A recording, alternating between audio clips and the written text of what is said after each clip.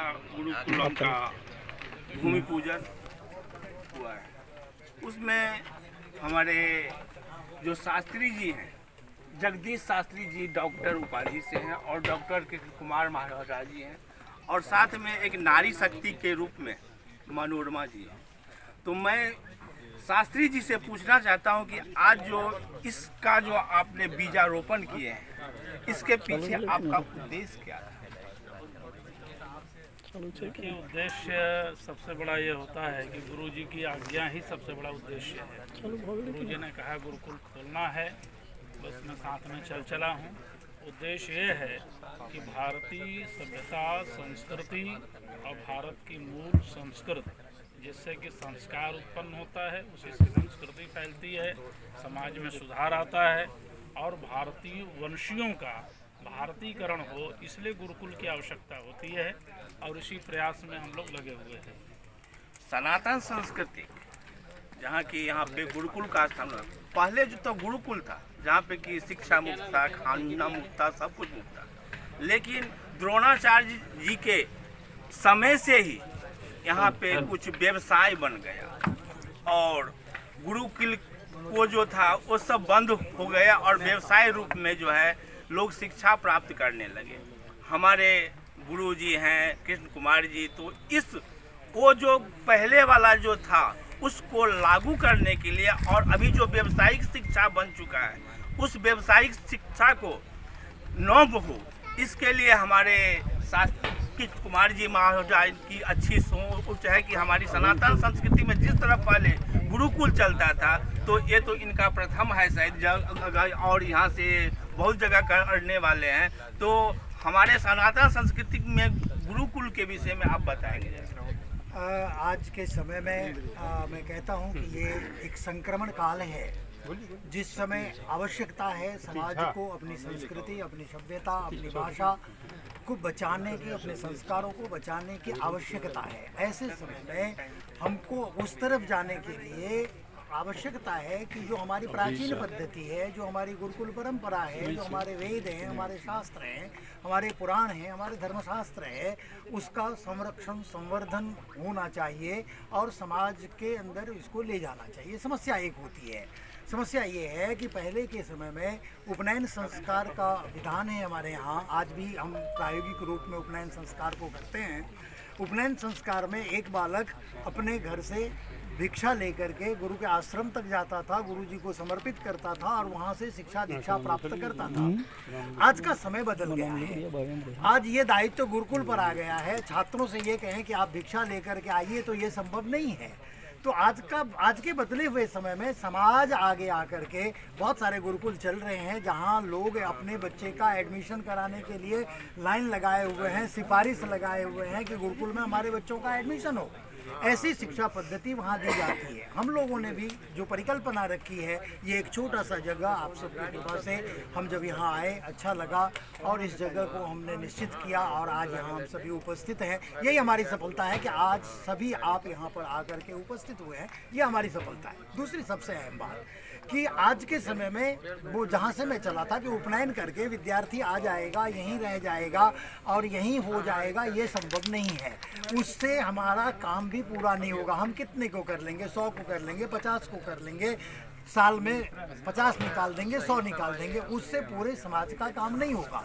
तो समाज का काम करने के लिए आज के तमाम जो आधुनिक तकनीक है, उस तकनीक को अपना करके, विधाओं को अपना करके, विभिन्न भिन्न केंद्र खोल करके, जैसे आपने बताया कि हमारे साथ हैं, रिटायर्ड कलेक्टर हैं म्यूनसिपालिटी से, और उन्होंने प्रस्ताव रखा। परेल में एक केंद्र हम लोगों ने उद्घाटन कर दिया, वहाँ प्रक्रिया शुरू होने जा रही है। नासिक में वो शुरू करने जा रहे हैं। और जितने भी मठ मंदिर में आपको बताऊँ, जगदीश जी और मैं, हम दोनों ही विश्व हिंदू परिषद के मठ मंदिर आयाम में काम किए हुए हैं, दोनों ही लोग।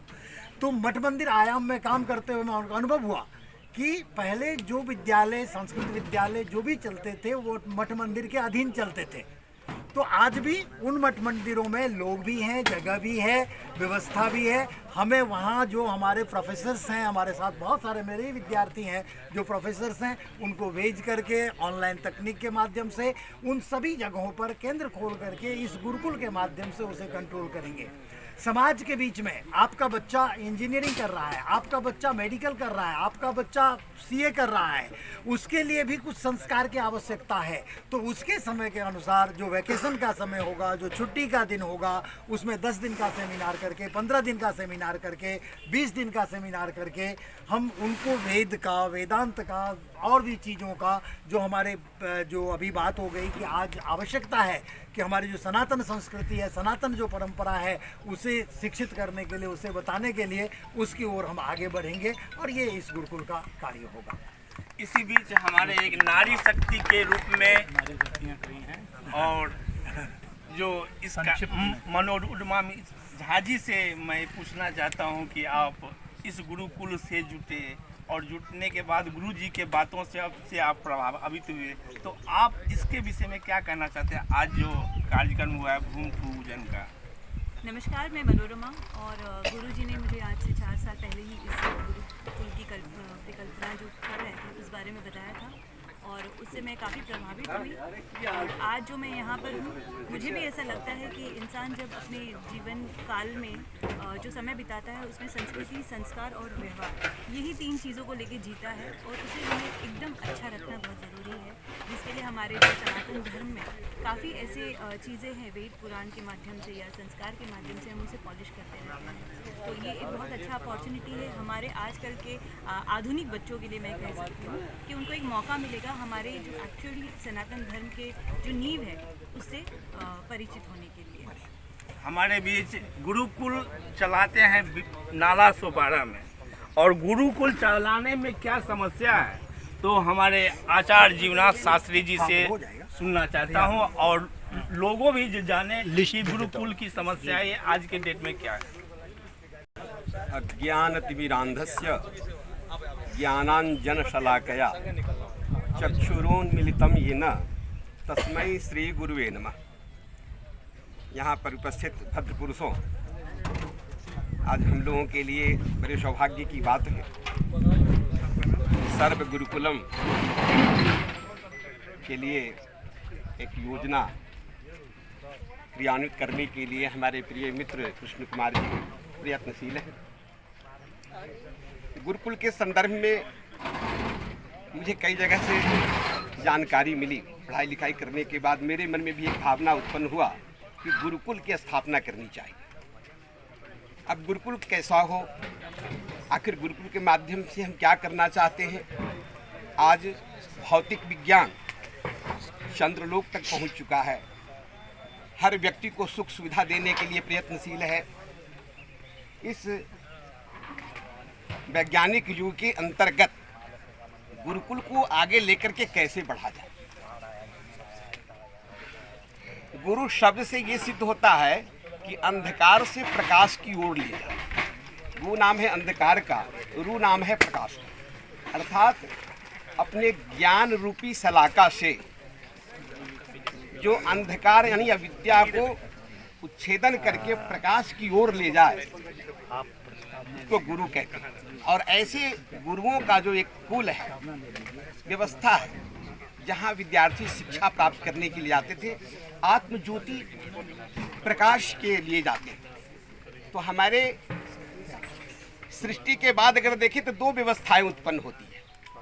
एक व्यवस्था जो आत्मचिंतन करता है, दूसरी व्यवस्था जो भौतिक सुखों के लिए चिंतन करता है। ये 2 चिंतन की धाराएं निकली है, जिसमें कि एक विद्या आया, दूसरा अविद्या आया। अविद्या अर्थात भौतिक विज्ञान, विद्या आत्मविज्ञान, अध्यात्म विज्ञान। यानी हमारे शरीर के अंदर भी 2 विभाग हैं, बाह्य जगत और आभ्यंतर जगत। तो हमारे ऋषि मुनियों ने जो खोज किया वो आभ्यंतर जगत की खोज, चेतना शक्ति पर काम किया, जिसको हम आत्मा कहते हैं।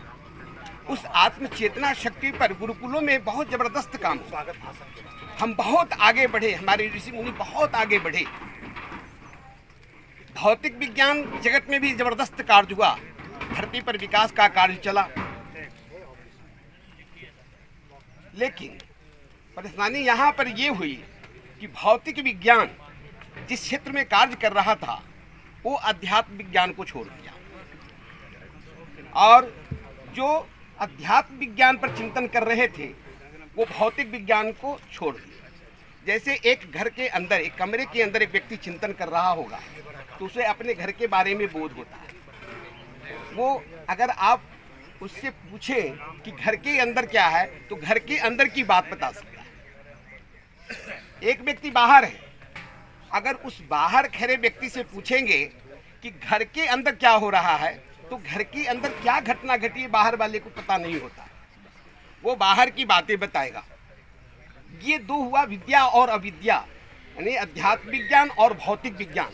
भौतिक विज्ञान से अध्यात्म विज्ञान जैसे घर के अंदर चिंतन करना, और भौतिक विज्ञान जो है प्राकृतिक चिंतन किया, मनुष्य मात्र के सुख के लिए व्यवस्था दिया कि मनुष्य को पहले सुख चाहिए जो प्रत्यक्ष सुख है।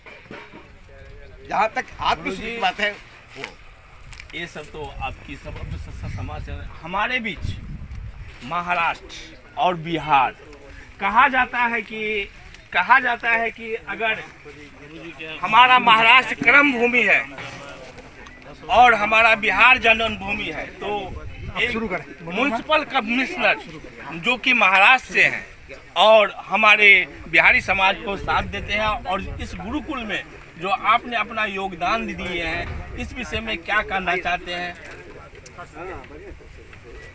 ऐसा है कि बिहार और महाराष्ट्र एक नहीं, सब हिंदुस्तान और भारतीय है, और भारत में रहने वाले सब तो वसुधैव कुटुंबकम की परिकल्पना चल रही है। तो बिहार भारत कुछ अलग अलग नहीं है, हम सब एक है, और एक होके ये गुरुकुल परंपरा जो खंडित हो चुकी है उसका पुनर्स्थापन करने के लिए सब इकट्ठे हुए हैं, और जोर शोर से इसका अपन जो अनुमोदन करके तो ये सब मिलके ये कार्य आगे बढ़ाएंगे, जोर शोर से करेंगे, ऐसी मैं आशा करता हूँ और ईश्वर के चरण प्रार्थना करता हूँ कि इसको सबका सहयोग और हमें बल दे। धन्यवाद। देखिए कि आज सभी गुरुकुल के विषय में अपना अपना राय रख के, और यहाँ पे जो समाज के लोग जो महान भाव हैं वो भी इनके साक्षी बने और भूमि पूजन हुआ। आज के लिए बस इतना ही। देखते रहिए हमारा संबोधित न्यूज़। सब्सक्राइब कीजिए, लाइक कीजिए। धन्यवाद। जय बिहार, जय महाराष्ट्र।